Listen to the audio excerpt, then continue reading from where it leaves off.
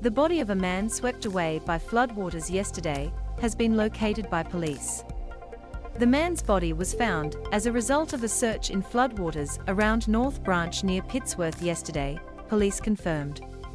Police said they had no further information at this time.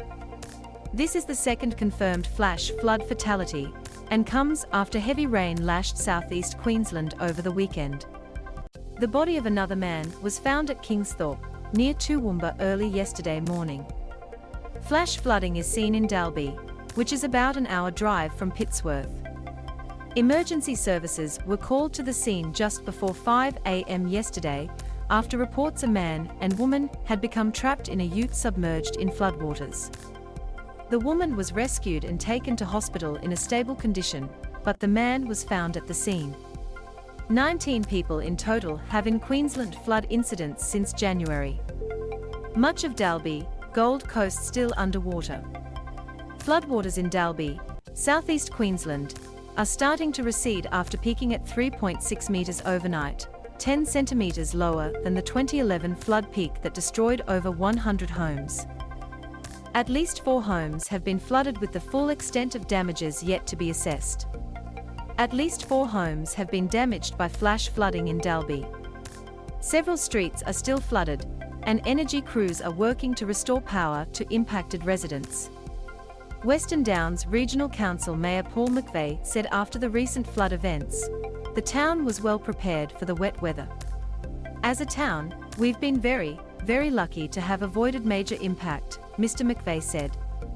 Once you see the flood getting over that 3.5 is a major flood level for Dalby. Whilst every flood is different, 5 centimetres can be the difference between above the floorboards or just underneath your home. Flooding in Dalby, southeast Queensland.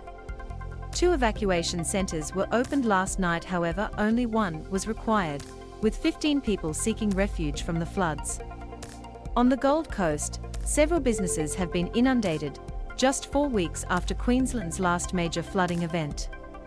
An emergency warning was issued for Tallebudgera this morning, as the region received 358 millimetres in the 24 hours to 9 a.m. The severe weather system has since moved further south, lashing already flood-affected northern New South Wales. Aaron Kelly, the owner of the Tumbulgum Tavern, said the wet weather is another blow to his business. Several roads remain closed following the wet weather event. A lot of damage, straight after COVID, Mr. Kelly said. It's been tough as it is, but it is what is. He said upon checking the river gauges overnight, he immediately began moving his furniture upstairs. The biggest detriment to Tumbulgum is that we do such a good job cleaning up after a flood, that people come here 10 days or 2 weeks after a flood and they look around and go, "Oh, this place wasn't too bad," Mr. Kelly said.